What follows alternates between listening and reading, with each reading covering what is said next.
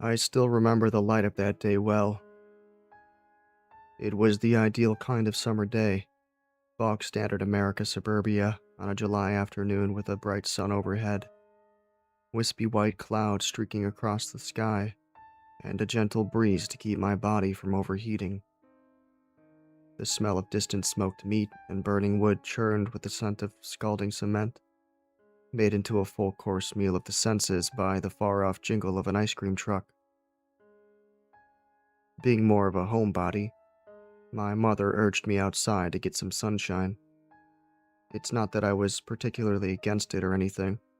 In fact, I was kinda willing to enjoy some sunshine, and it would make my mom happy. If the weather is good enough, bring some warmth to my pallid skin tone. I even took the time on this walk to lean down and touch grass, as I passed one lawn, centuries overdue for a mowing by the look of it, only to swiftly yank my hand back as a stray cat leapt out with a hiss. I stumbled off the sidewalk in surprise, landing on my butt in the middle of the road, hot pavement scorching my exposed calves. Ah! I scrambled to get my skin off the asphalt, its nauseous heated smell burrowing into my nostrils. What was that? While I was standing up, I checked the ground just to make sure that nothing had fallen out of my shorts. Overheated phone, wallet with $5 to buy soda, house keys with 20 million obnoxious little danglers, and saw that my little circle of a shadow hid nothing from me. But my attention was quickly captivated by that voice, and as my gaze drifted across the road, I noticed something strange. A shadow, conical in shape, lengthy, and faint compared to mine at my feet. Following the shade to its origin, I found a girl, no more than a year or two younger than myself, probably, standing in the middle of the street holding a flashlight. She had long dark brown hair that had messy strands poking out in all directions, and green eyes wide and erratic, and completely unfamiliar to me. She was cute enough, though hormones could not overwhelm my attention to the weird behavior she was exhibiting. Her left arm was pulled in tight, clutching the collar of her shirt with terrible fervor, and in her right a flashlight violently shook from her trembling. A flashlight, turned off, being pointed frantically all around in front of her, in the middle of broad daylight. "Miss?" I called out, concern starting its climb within my voice. The girl screamed with an intensity that curdled my blood. The flashlight was aimed with straightened arm in my direction, and I found myself taking a step back, as though she were going to attack me with it. But watching her gaze, we never made eye contact, not once. It was as though she couldn't even see me, despite standing only 6 feet away from her. Who's there? Her feet shuffled across the pavement, taking step after dotted step, as though she were afraid that taking anything bigger would make the road collapse out beneath her.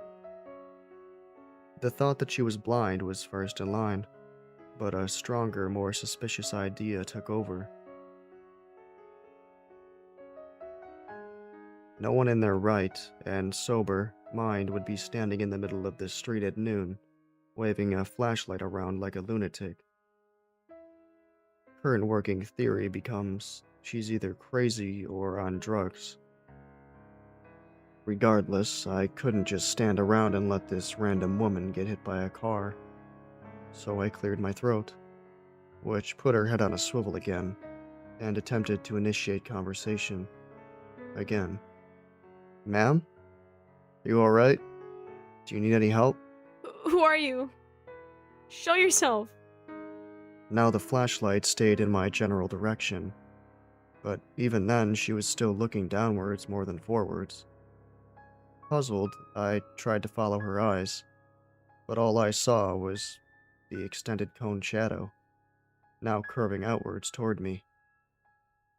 Licking my chapped lips, I swallowed and opened my mouth once more. "What's with the flashlight? You feeling okay?"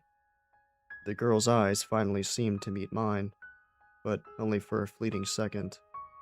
Still, that was long enough to tell. She was terrified, as though her life were in danger.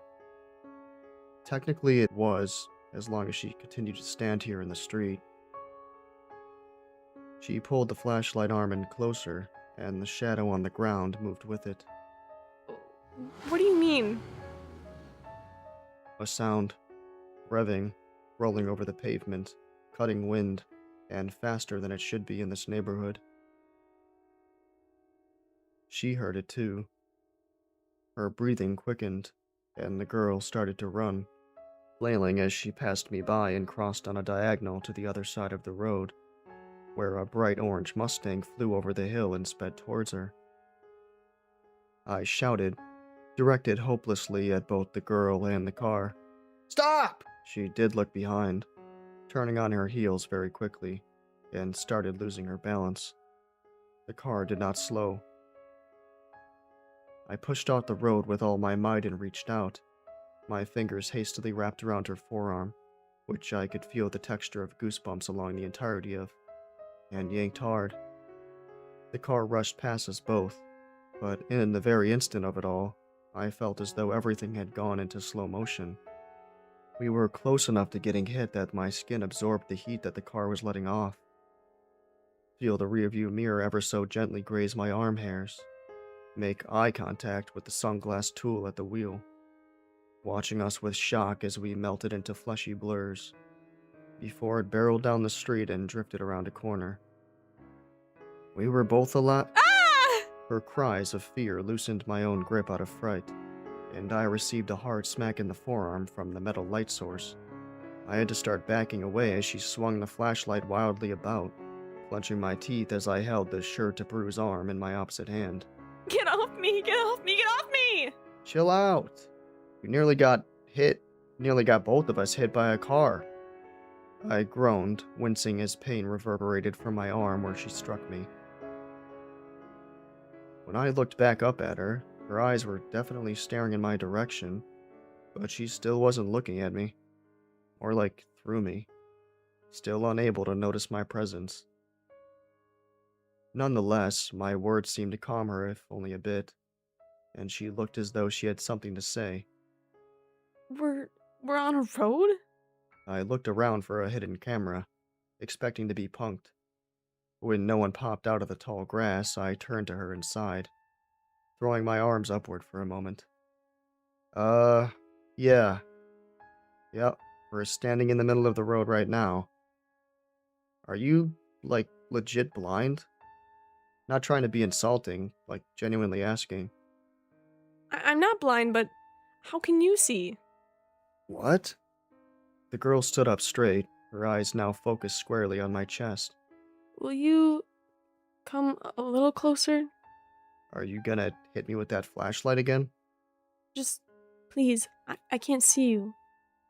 Please come out where I can see you. By this point, I was utterly confused.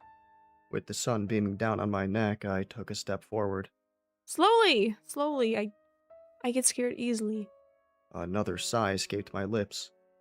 I halved my natural walking distance, moving less than a foot per step. 8, 7, 6. When the toe of my shoe finally entered the conical shadow, I saw her visibly tense up for a moment. A terrible idea had started to weave itself in my brain, but the threads were too thin for me to consider it in any serious sense. I, to the very definition of slowly, stepped forward and fully stood in the faint shadow. Again, the girl jumped for a moment as I approached, but she was quick to calm, and soon let out a deep breath. I was worried you were some kind of... I don't know. I'm just glad you're human. Seriously? How long have you been outside today? I was beginning to get frustrated. Only a few minutes. Here. She looked down, covering her mouth with a free hand, shoulders shaking as she tried not to cry. When she stood up, I could see the wet spot near her eyes where tears were wiped. The flashlight stayed aimed towards me the entire time.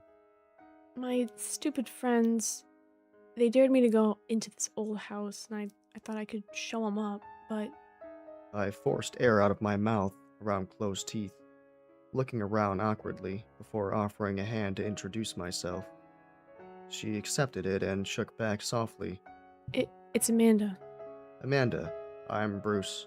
So, do you. Her eyes suddenly widened, and she began slapping her flashlight on its handle. No, no, no, don't go out, not now. The threads began to overlap. I looked at the ground. The shadow was fading and returning in rapid succession, until it finally faded and left Amanda sniffling. I was about to ask her what the deal was with the flashlight again, but instead paused as she reached around in the air with her hand. Can you hold my hand, please? The smarter part of me was screaming to run. This wasn't my problem. I'd already stopped her from getting run over. With reluctance, I slowly held her by the wrist, which led her to hurry up beside me. She was gazing around with a great anxiousness, and the new idea of her being a kidnapping victim started to surface. Listen, is there a rundown house around here, like, really close by? I scrunched my face and turned around to point. The house whose lawn I'd been letting my fingers run through just before all this strangeness. Yeah, there's one literally right there. Amanda's eyes lit up. Please, can you lead me to it? Don't let go, just take me to the house. I can't see it from here. So she was just blind. Still. Don't you have someone you want me to call? Maybe a caretaker or, I don't know, a doctor or something? Amanda's eyes nearly found mine. She only reached my nose. But she gave me a very confused look. I don't know how you're doing it, but I literally can't see my own hand in front of my face. It's so dark.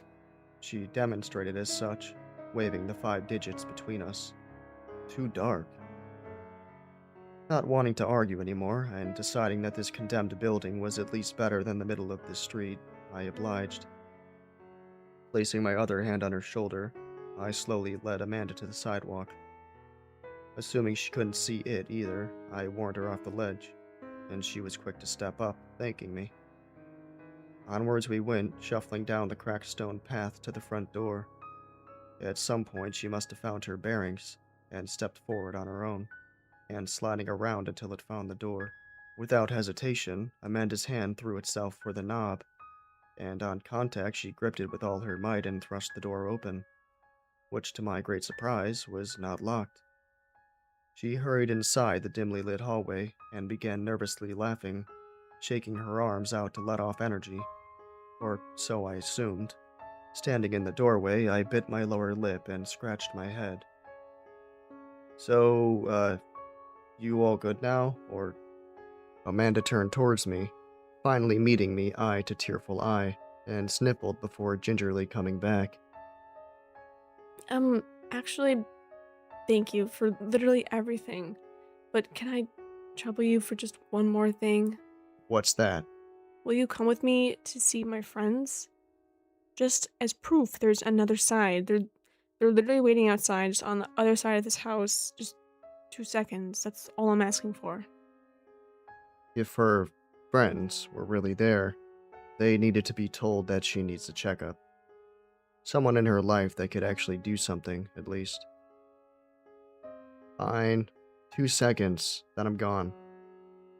But I was keeping my guard up. Amanda cried again, nodding and pressing her palms together, and lowering her head. I owe you everything. Come on, the door is right there. She pointed towards the end of the hall, where there seemed to be a door to the back patio. I followed along, watching corners for my peripheral vision in case some goon boyfriend of hers tried to jump me. As I approached the door, Amanda threw it wide open and laughed again, one of massive relief, and I could only stare. I could see one concrete step, before everything started to fade into the deepest, most pitch-black nothing I had ever seen. Amanda waved into the darkness and took off sprinting, vanishing in an instant. "There you are," a boy's voice called from the dark. I couldn't believe what I was seeing. My hands flurried for my phone, swiping to use the light feature.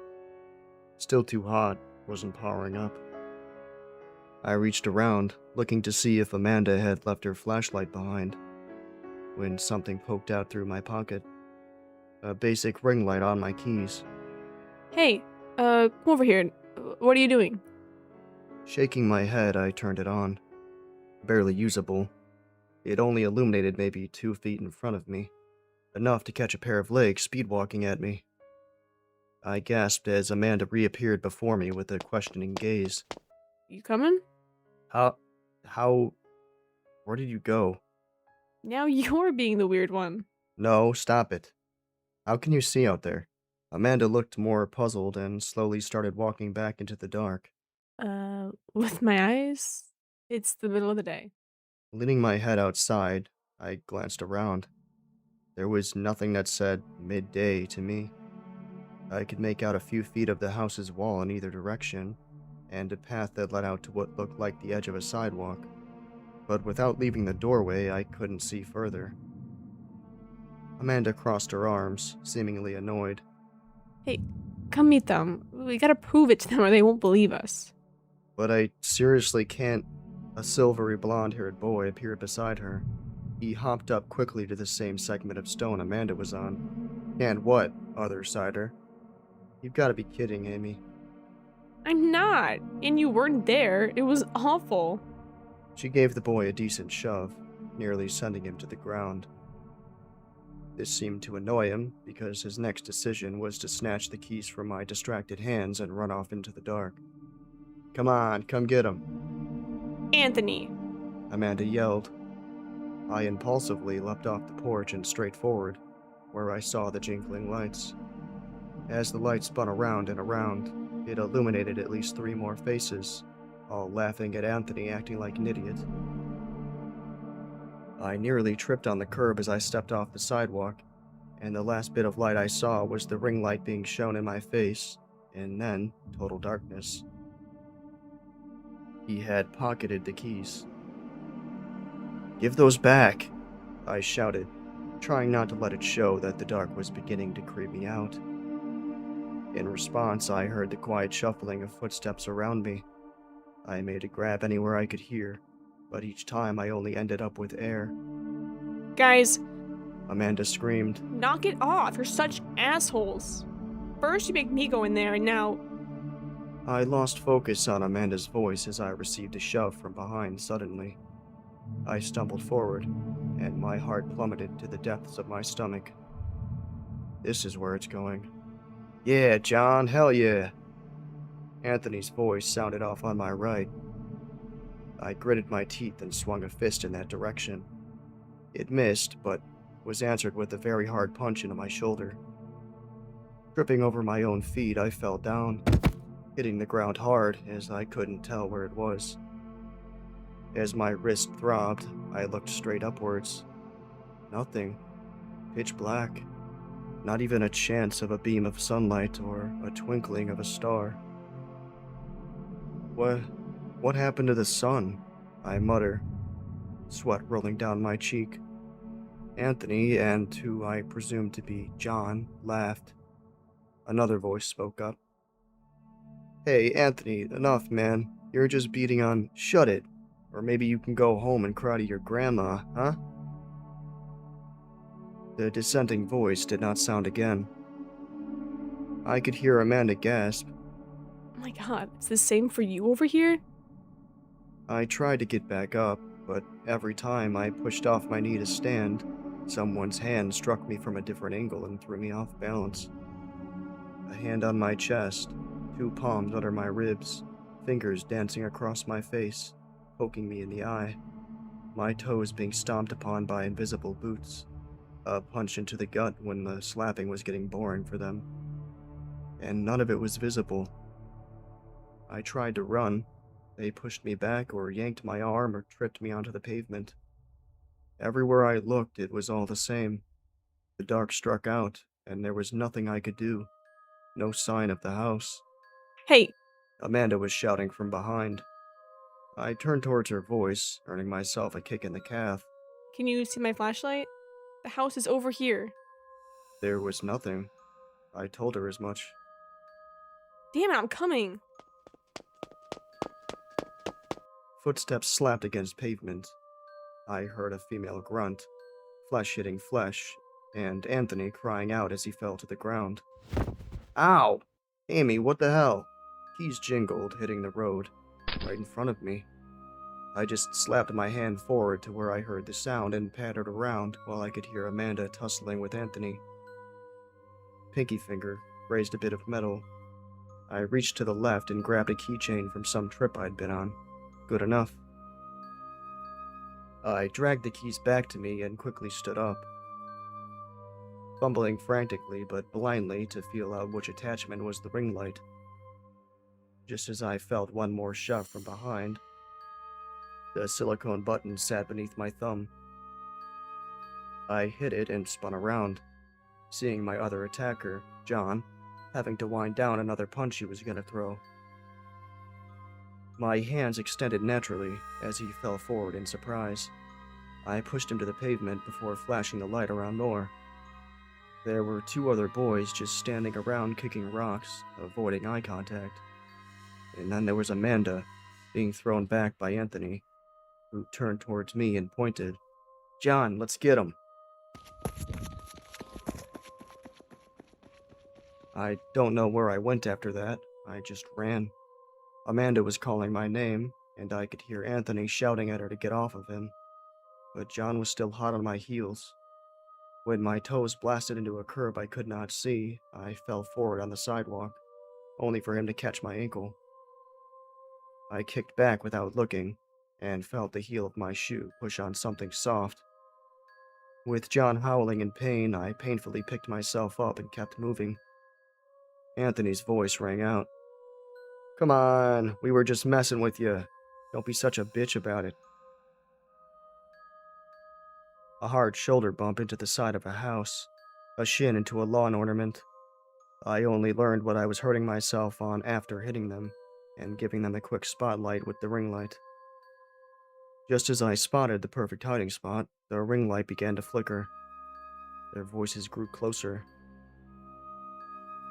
I dropped to the ground and crawled straight forward. My ring light grew dim, then burned out. It was only a cheap little thing, after all. I hurried through the grass, the left side of my face being scraped by the branches of a bush I thought I had avoided. The voices were still approaching. My hand hit the old wood wall of an open shed, and feeling around, I found the open hole that was the entrance before scrambling inside and holding my breath. 2 sets of footsteps, followed by John and Anthony's bickering. I dared not let out a puff of air. I didn't even blink, regardless of being blind in this dark, out of fear that they'd hear the smacking of my lids. Eventually, luckily, they left. I didn't dare come out, not for at least half an hour, or so it felt like. When I finally built up the courage to act, I slowly reached for my last chance of light. I powered on the phone, only for it to die again right away. Despite it being eternal night, it was hot as hell here, and had overheated the entire thing. Similar problems happened in the winter with the cold, but that phone was my only lifeline. Powering it on and off repeatedly, I was able to make out a vague path before me, and slowly made my way back to the road before it stopped turning on at all. It was much too open to walk. If I tried, I was liable to walk in circles with nothing to touch and guide myself there. And at any moment, if this was the same as Amanda had to deal with, there was a chance a car I would never see coming could roll up and hit me. I had to crawl, and with haste.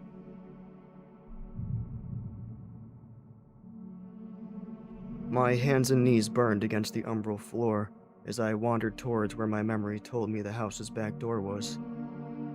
My heart pounded against my sweat-laden t-shirt, but I was determined to find that my fingers slam into the curb. I hurried onto the sidewalk, keeping one hand along the curb. I felt something sticky and smelly squish under my palm, and I had to call upon every ounce of willpower not to stop and vomit right there from the smell of fecal matter. I just pressed on, feeling out on the right side for where lawn stopped and stone pathway began.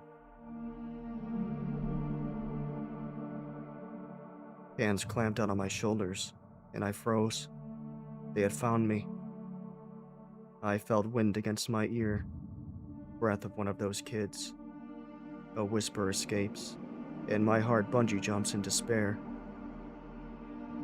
Once I understood the words, I stand and let the hands turn me around, before pushing me back the way I came. A few moments later, I was being guided up the stony steps, and the door was before me. Amanda slowly pulled it open, trying not to make a sound that would attract the others, presumably. I'm sorry for all of this. I just ran inside and through the house, staying as silent as the night should be.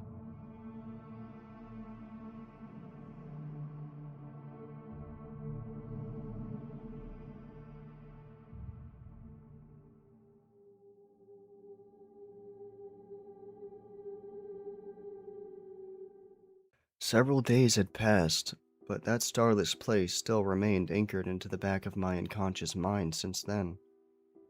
At first, it wasn't out of interest, only fear. The day that I'd first encountered it, I had sprinted all the way home without pause, barreling through the front door and barricading myself in my bedroom. There was no way Anthony or John knew where I lived, let alone where I was on this side, but the fear lingered still. The image of them wandering out of that house, into the daylight, flashlights and clubs in hand, a repeated nightmare for the next week. That, or just vague ideas that ended with me drowning in the dark. I was so concerned that I'd wake back up on that unseeable pavement, that I had swallowed my pride and plugged in an old nightlight. Mom wasn't entirely impressed. She didn't really seem to buy the excuse that I was just trying it out for old time's sake. Nor did she entirely believe that I had slipped and fallen down the edge of Norlock Creek as an explanation for the bruises. I think she was mostly on edge in the general sense, though. Parents scared of their babies being nabbed on the sidewalk in this scary modern age. Despite my reminding her that I was a very capable 18-year-old who wasn't going to enter someone's van because they had a puppy, it wasn't that particular idea that kept me from going out to Kenneth's for a Halo night, though. Sure, we could have played online for convenience, but you haven't truly lived until you've played couch co-op with greasy pizza and good friends. Mom probably thought I was actually doing her a service this once and being cautious, but in reality, I couldn't stand the thought of walking in the dark between the street lamps. Now, Kenneth was nothing if not determined, so when I DM'd him that we'd have to call it off because my mom was worried about me going out, his natural response was to show up an hour later with counsel in hand. I couldn't help laughing, and my mom didn't mind at all, so up and away to my room we went. Pizza came about 30 minutes later, so we decided to take an early food break after a rough start to the night of going 0-3. Once Mom had taken her slice and left the room, Kenneth turned to me and pointed. "So, was it Bobby?" "Hmm? Your eye. Did Bobby Royce get you?" My gaze fell, trying to think of what to say. Should I try to tell Ken the truth? It's not like I didn't trust him. But would he believe the ridiculousness that would fly from my tongue if I did? Could go with the falling in the creek story again. But if Mom didn't believe that, there's no chance in hell he would either. And I had no better lie to tell. The truth, then. I laid it all out. The girl standing in the street with the flashlight. The old house that led to some other place. One of pure darkness. The beating from those other kids, and my escape.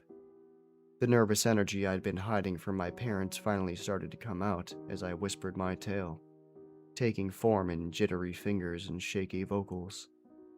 Maybe those tiny details in my mannerisms were the reason Ken looked so enthralled, why he appeared to believe me so quickly, and when I was done, that's probably why he threw an arm over my shoulders and gave me a quick brotherly squeeze.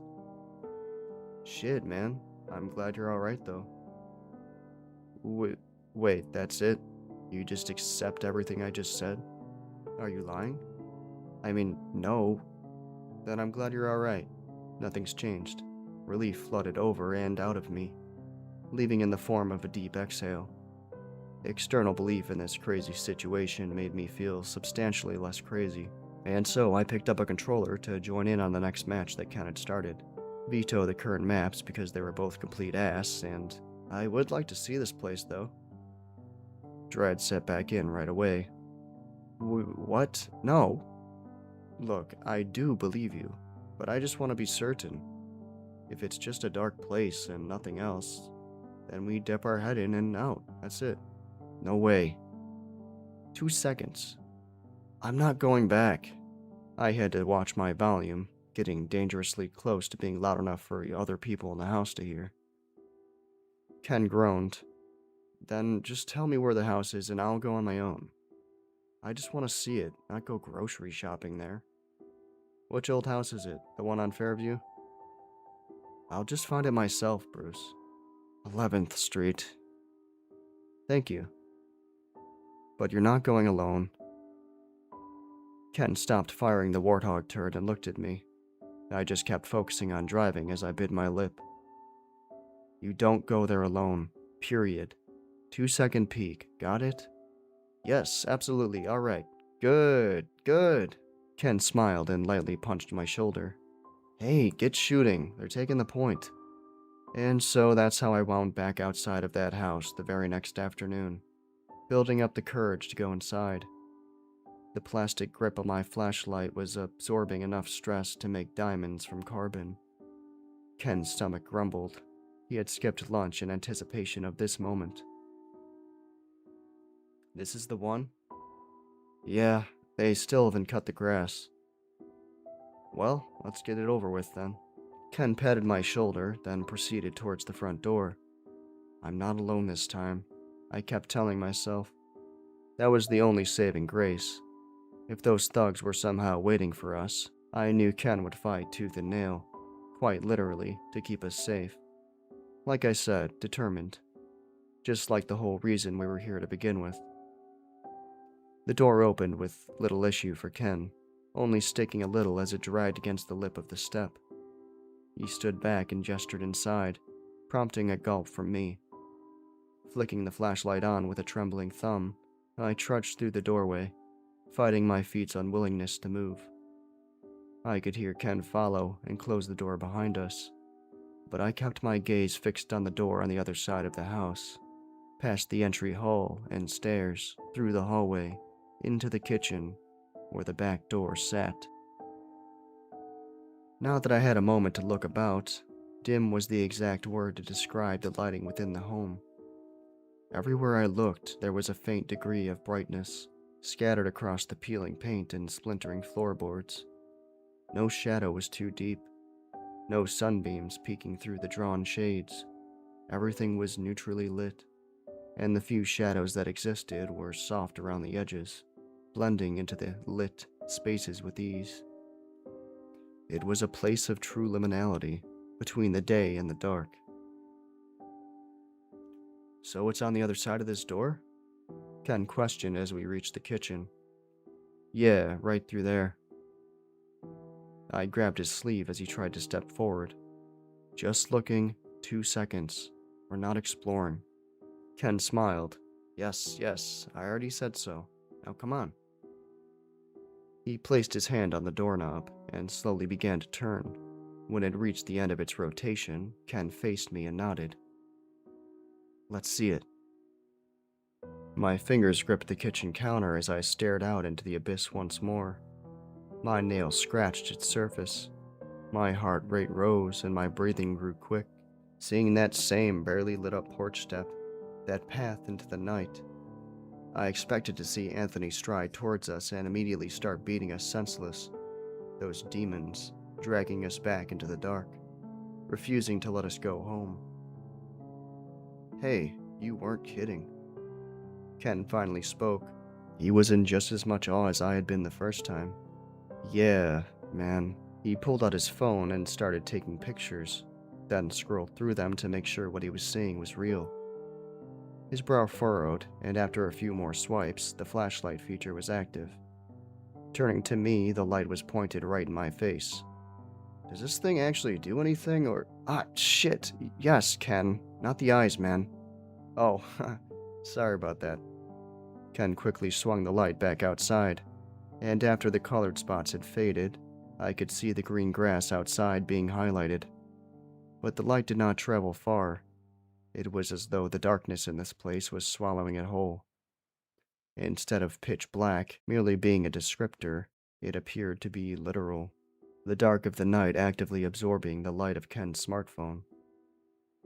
Ken's eyes widened when he seemed to notice this too.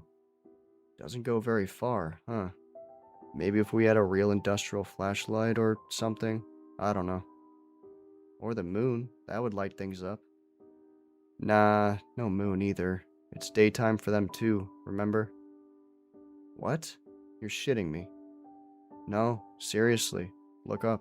I came to the door and with both hands tightly gripping the frame, I turned around and leaned backwards, sticking my head out into that realm. Ken followed suit, and we both observed the pure emptiness of the sky above. Vast nothingness, not a star in place or a moon in orbit. Had there been no sense of gravity to indicate that we were looking upwards, I would have just easily believed we were staring into an unfathomably large hole in the earth. And yet, the temperature reminded us that it wasn't true night. If the times were shared on each side, then this was mid-afternoon, and we could feel it in the warmth radiating from somewhere.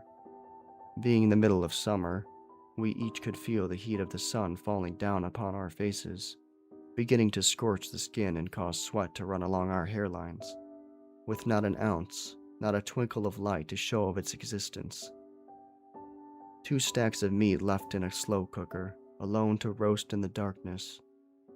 Perhaps, I pondered with an oxymoronic shiver, this was hell.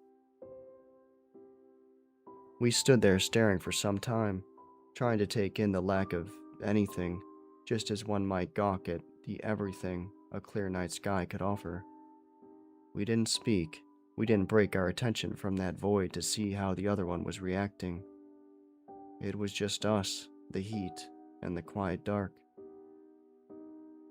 All right then, I'm convinced. I stood up and re-entered the kitchen, with Ken closing the door behind us and tucking his phone away. That's it? Ken gestured openly with both hands. No exploring, that's what we agreed, right? I mean, not gonna lie, I would like to come back sometime. Kenneth. But I promised. We're done for now, just as we said. I'll prep some stuff for another time, and if you want to join me, you can. I ain't gonna pressure you. I let out a deep breath, a mixture of relief and mild concern. Hey, look, if you're coming back, you shouldn't do it alone. You know, those other guys, I don't want them doing the same to you. Well, no offense, but they didn't show up this time, did they? No. Ken wrapped an arm around my shoulder and grinned, starting to walk us out. See? They're just people. You got unlucky and met some bad ones, just like on our side. But that doesn't mean they're gonna gang stalk this house waiting to jump you, specifically. If it's just a normal world like ours, minus the whole endless dark thing, we can start wandering out into that over time. Who knows, maybe we'll meet more people, good ones. Amanda's face flashed in my mind as he said that, and staring into that dark, without getting the crap kicked out of me, it had been relaxing in a way. Seeing that light's area of effect be so reduced sparked my curiosity, and the uncomfortable feeling of warmth from their daylight, while my brain was trying to tell me it was night. This paradoxical tactile experience would not leave my mind. It was the same gnawing desire to understand that had led me to help Amanda in the first place. And Ken was there, would be there, with me, no longer alone, at the mercy of thugs. By the time we had reached the sidewalk, back on our side, I had come to a decision. Yeah, I think I'm down, I said, trying to shout over a passing pickup truck with a broken muffler. What? I just smirked and gave 2 thumbs up instead. Ken responded in kind, bumping fists with mine. Thus began our amateur adventures into the world without light. The next weekend, I fished around in cupboards and closets to find the strongest flashlights we owned, before heading over to the house. It was pouring down rain, and upon arriving, the door opened on its own. A soaking wet Ken welcomed me inside. The first test was to simply try out more sources of light, while not traveling too far from the house.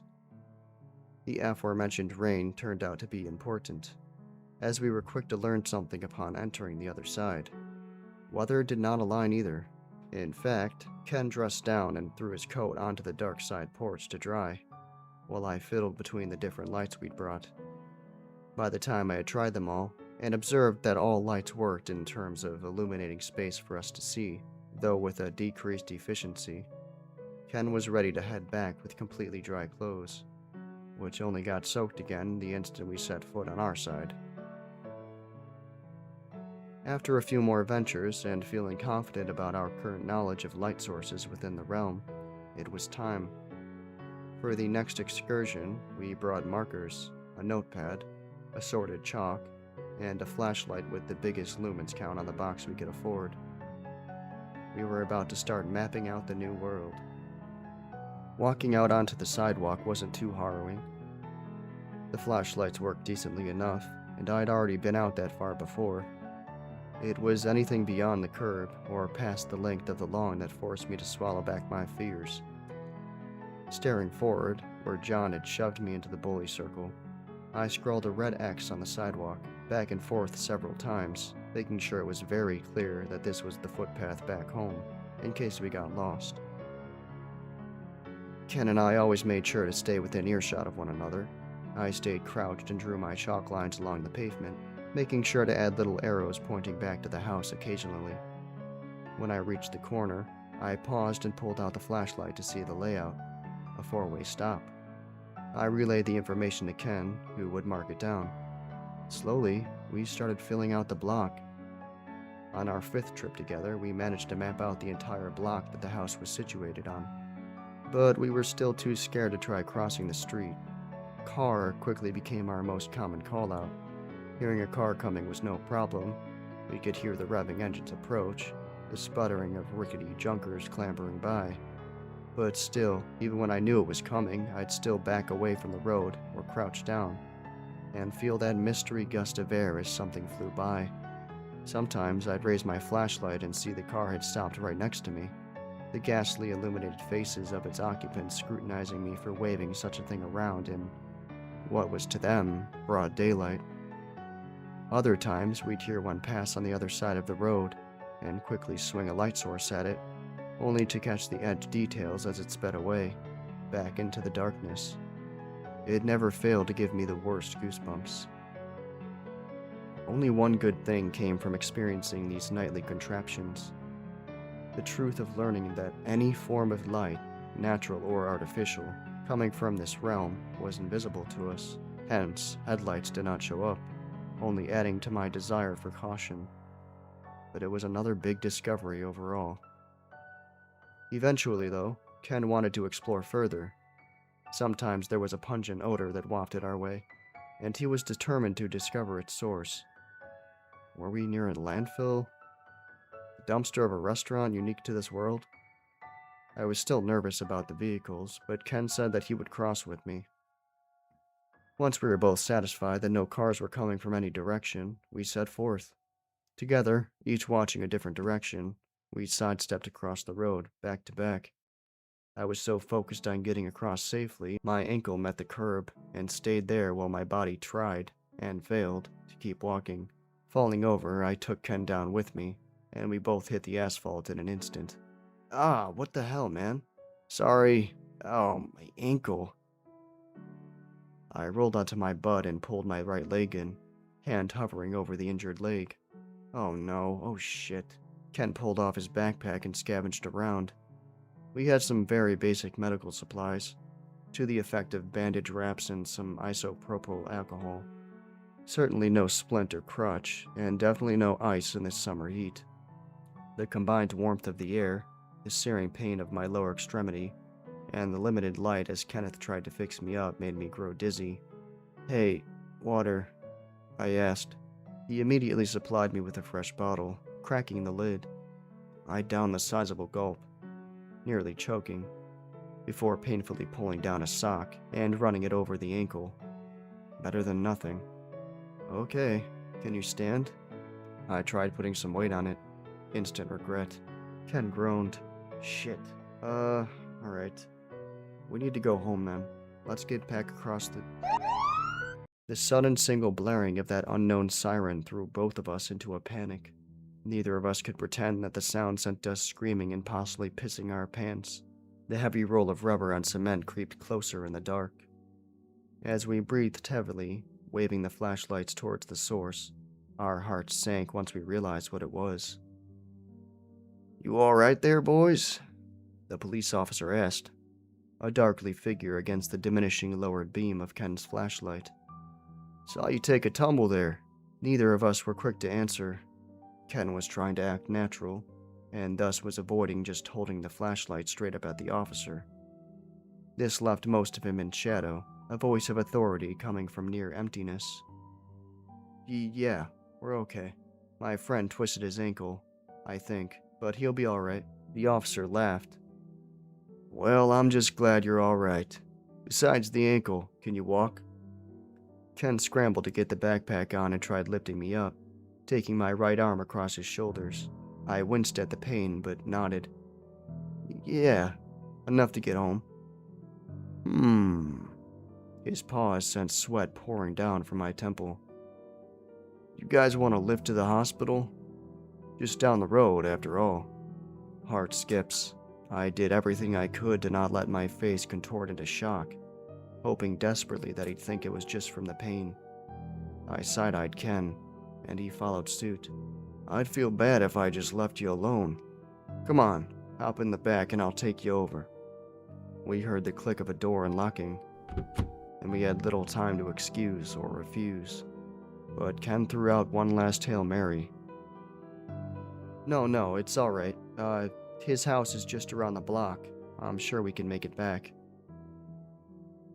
"I don't know. He doesn't look like he can walk right now. I really think we should get it checked out." We couldn't make out his face fully, but we could hear the growing suspicion in his voice. The churning engine was the only song of the night for the moment, before I finally sighed. "Let's just go, Ken." I was certain Ken was not happy about the situation, but the last thing we needed was police prying into us. He was likely one step away from asking for IDs or inquiring in general, and there was no way he would be able to feasibly explain the entire alternate universe thing without ending up in the loony bin. And even if he did believe us, was it a good idea to start sharing something like that so broadly? No. The frightening path, the one that took us away from our only escape in a direction and distance untold, was the better way for now. The flashlight turned off. I tensed. Helping lift me back up, Ken grunted as he flailed his free arm outwards to the car. Once I heard his palm slap against the side, it only took a moment before the door handle was found, opened, and we were both situated on the hard plastic seat. No sooner than we were buckled in, the officer reversed a bit before turning left. If you've ever been in a cab, and the driver takes a route you're not familiar with, there's an uneasiness that comes with it. A cab driver who is clearly getting you lost and you don't even know where you're going to end up is more gut-wrenching. Now, try to imagine that feeling, except you can't even see out the windows. No landmarks to find your way home, only endless black stretching on forever and more. Truly getting lost in an abyss.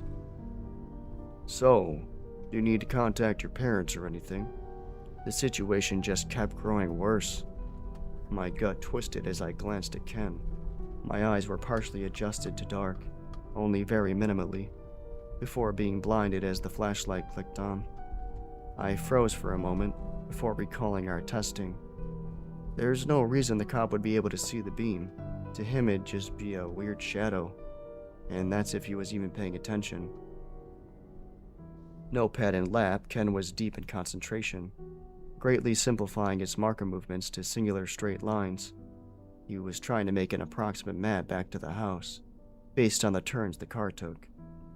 Quick thinking on his part. but it was clear it was taking all of his focus to stay accurate, so that left me to engage with the officer. Nah.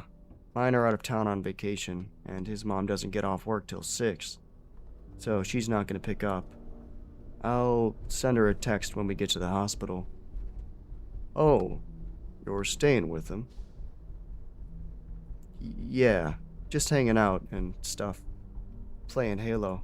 Ken suddenly but quietly blurted. Yeah, playing Halo, I repeated. Ah, yeah, good stuff. Which one? 3, Reach. Sometimes CE. We play MCC. The cop chuckled again. Nah, Halo 2's where it's at. I had no response. I was still too frightened by all the noise surrounding us, despite not seeing a thing. There was definitely traffic surrounding us now, meaning we were out of the suburbs. The distance had greatened, and the knot in my stomach was wringing out bile, splashing upwards to my throat. The pain radiating from my ankle was fading, but I barely noticed it with my mind going 100 different directions. How would we find the house again? What would the hospital do? Would they demand to see my parents before they let me go? If I told the truth, they'd certainly keep me for a psych eval. What if...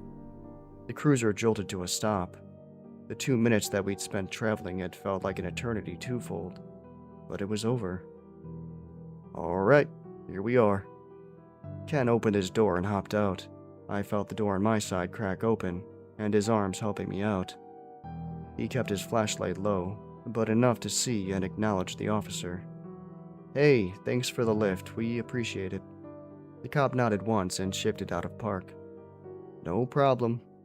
Maybe next time, though, stick to playing on Sidewinder instead of crosswalks, alright? Sure thing, yeah. Thanks, I managed to reply. With that, the officer pulled away, and Ken helped me up onto the new curb. He handed me the flashlight so that he could try carrying me better, while I led the way inside the hospital.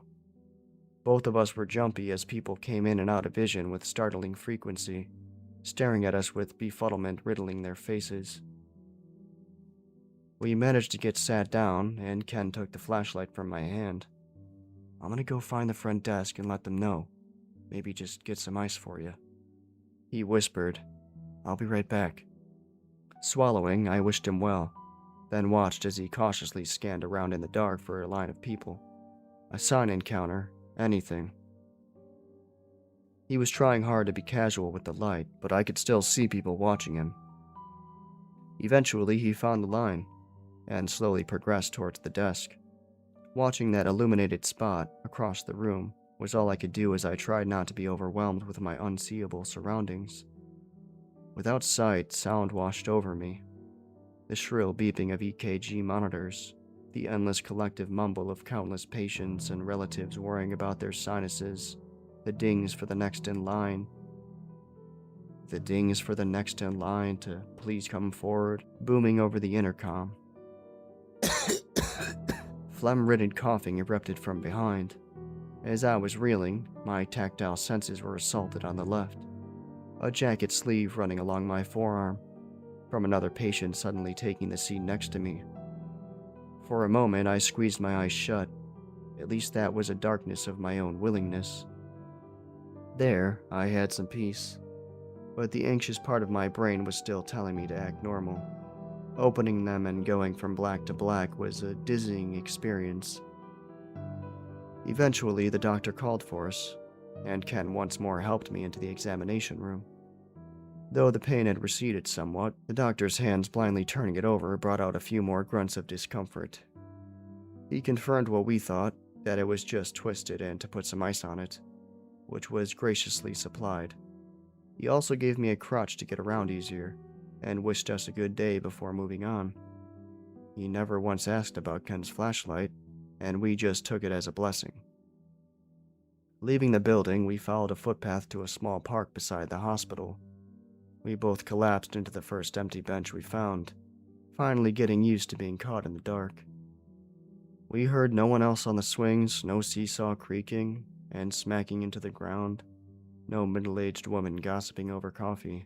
The only sounds of the world wandered to and fro behind us, at a comfortable distance. The heat of the afternoon still wore on us, and now having a chance to be left alone, together, we could quietly sob and let out our woes. The dark was the only one to truly hear us. Collecting ourselves after that cathartic release, Ken opened his notebook and examined the map he'd made. Okay, the door is on Maple. Yeah, closest to the corner of Maple and, Turnbottom. Yeah, Maple and Turnbottom. Ken bit his lip, then looked at me, before shining his light at my foot. Okay, I can't reliably find the path and carry you back at the same time. My heart crumbled at his intuition. No, Ken, please. I've got to figure out the way back. I'm gonna chalk mark the way and then come back. The police ride only took, like, 2 minutes. The walk can't be more than 20. I didn't want him going off alone. Bruce, our parents are waiting. We have to go back. I know. Hey, you still have your phone, right? Ken reached into his pocket and plucked his own out, slapping it into my hand. Now you've got 2 light sources. Flashlight's still got a good charge. I'll be back before you know it. That was the last thing Ken said before taking off. I watched the light slowly wander off into the dark before it finally vanished. I turned back and sighed, pulling out my phone to offer myself some comfort for the coming wait. There was no connection here, so I found myself scrolling through photos and playing with a puzzle game I downloaded eons ago and forgotten about. When I glanced at the battery and saw the percentage drop by any amount, I instinctively turned it off, fearful of losing one of my only sources of light. Still, the senses were overloaded by an angry driver blaring the horn at someone, likely in a hurry to get their loved one inside the hospital, the chirping of birds far overhead, the scorching metal of the bench beginning to blindly burn me through my jeans. I eventually had to take the crutch and stand for a moment, just to let my ass cool down. I tested some weight on my ankle. It stung, but the pain was subsiding slowly. It would be a waste to not try to get myself used to some degree of pain for whenever Ken returned, so we could get back quicker. And it wasn't like I had much else to do. Turning the flashlight feature of my phone on, I placed it upwards on the bench and turned it so that it was to my left, and took a few short steps. Then I turned the opposite way, the blinding beam on my right, and hobbled again, slowly. I adjusted to the sting, which relaxed me enough to sit back down. Now I wouldn't be as nearly as much of a burden on the way home. That's when I saw it. The light. Straight ahead, about 50 yards away, there was a light. Not in the direction that Ken had gone, but just past the edges of the tree line. I assumed a tree line, based on the sound of the wind rustling some leaves. An orange, flickering brilliance. Flame. All other concerns left my mind. Curiosity had taken hold once again. The other world's incessant noise faded as I was drawn, slowly, across the park and towards the dirt path that led into the woods. My phone battery still had some juice, and its own light function was enough to follow the road. I had to see this light. I had to know how it was possible. Was fire an exception to the rule? Had it just manifested here? How was I seeing this? Trudging through a small bush, the path just behind me, I reached the small clearing that the fire sat in. Yes, it was indeed a fire. I watched it crackle and snap, and took in the aroma. Meaty. Putrid. The very same essence that Ken and I had noticed near the house. A twinge in my gut. I looked to the fire's base and saw the reason. Nearly choked on my own saliva, then almost vomit. I covered my mouth, ready to scream when... "Hey, who's there?" Every muscle turned to stone. My eyes wandered back upwards to find a stout, portly man standing in the opposite side of the inferno. He was looking directly at me, but his eyes were squinted. He couldn't make me out properly, but I could clearly see the shovel in his hand, clinking against the flashlight that dangled from his hip. How foolish of us to assume that no one else had ever discovered the way over, or even a different doorway. A perfect way to hide one's crimes. Disposal in a completely different world, one where the person could never be traced back to their origin, and have completely vanished from the original. Evidence easily destroyed in a manner less than noticeable to the people of this realm. And now, I was face to face with the monster behind those acts. A familiar broken muffler came roaring up in the dark beyond him, a single headlight beam briefly cutting through the trees before turning and being turned off. Two monsters. The man tilted his head slightly, taking a step around the fire. I was out of time. I had to give him the exact answer that would not lead to my own body being added to the funeral pyre, to avoid the fate of that child. What's with that hole? I lied. The man stopped his advance, before quickly gazing between the burning corpse and myself. Huh? I pointed forward. That weird shadow on the ground. What's up with that? My only hope of survival was convincing this man that I was of this world, not his, our own. Someone who, if missing, would raise attention on this side. Rivers of sweat sprinted down my neck. The man looked back at the bonfire and chuckled. Oh, yeah, it's a weird one, isn't it? What's that, Travis? A taller, more gangly man approached, two video cameras in hand. When he noticed me, his entire form froze. The lighting from below made his gnarled, unshaven face even more horrific. Who's this kid? I don't know, some local, Travis replied. He took a step closer, watching me before gesturing to the fire. Yep, that's why we're out here. Saw this the other day and figured there might be a critter holed up in it. So we're taking a look. I swallowed cautiously and wiped my forehead. Uh-huh. Just, a weird shadow, don't you think?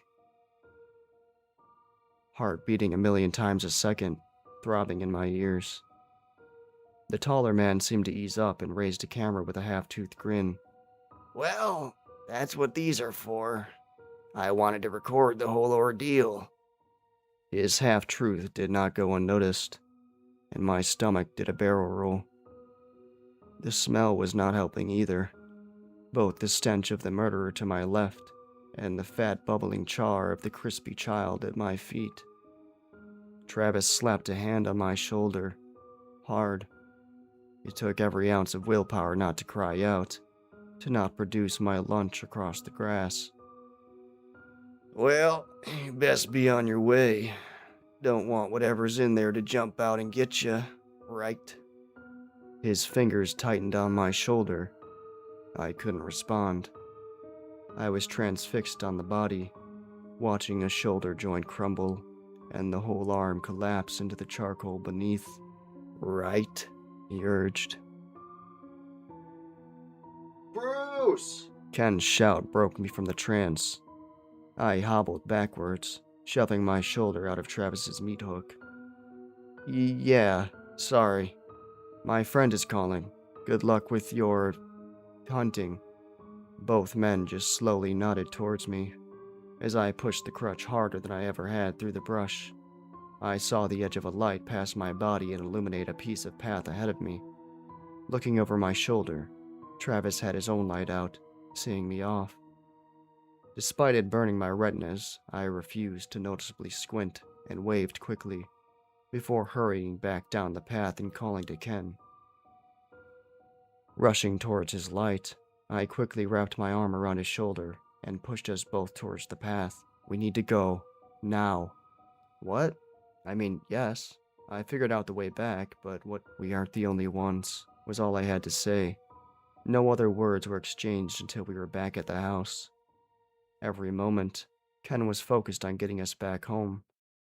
The red chalk was our saving grace, but intersections required us to wait for either audio cues or other people crossing at the same time to know if we were truly safe. As I hobbled along, I listened desperately for the sound of that gravelly muffler, fearing its approach. No such time came. Within 15 minutes, we found the house and nearly tripped over each other trying to get inside. Slamming the door and locking it, tears were spilled on the age-rotted floor. We were home and safe. But the truck never appeared. No Travis, no lanky man, nothing. Still, that dark I controlled, the one behind closed eyelids, had been forever tarnished. Every night henceforth, when I shut my eyes to sleep, I saw that kid burning away, clear as day, watching the child turn to ash, and the smell. God, the memory of that smell. It was an image so perfectly and literally burned into the inky void that it was impossible to forget any detail of it. I was waiting at a bus stop one day, reliving that moment again in that empty moment of patience. Breaking from the memory, I rubbed away any traces of moisture from my eyes, returning to the warm sunny summer day. Breathing in, I inhaled the scent of scalding asphalt and dirty exhaust, and heard the rumbling of a rust box I'd been dreading. From the corner of my eye, I saw the dirt-brown pickup. Inside the cabin, 2 men, a tall one at the wheel, and a stout man in the passenger seat. The passenger turned slowly to face me, and I couldn't help gazing back. His eyes tried to pierce me, but failed. I was frightened, for certain, but I also felt a sprinkle of doubt. I think he did too. I hope he did. He never spoke, just watched me with a puzzled look as the truck drove off, as if trying to place a face he'd only seen once before, half illuminated by a flame in the darkest of voids.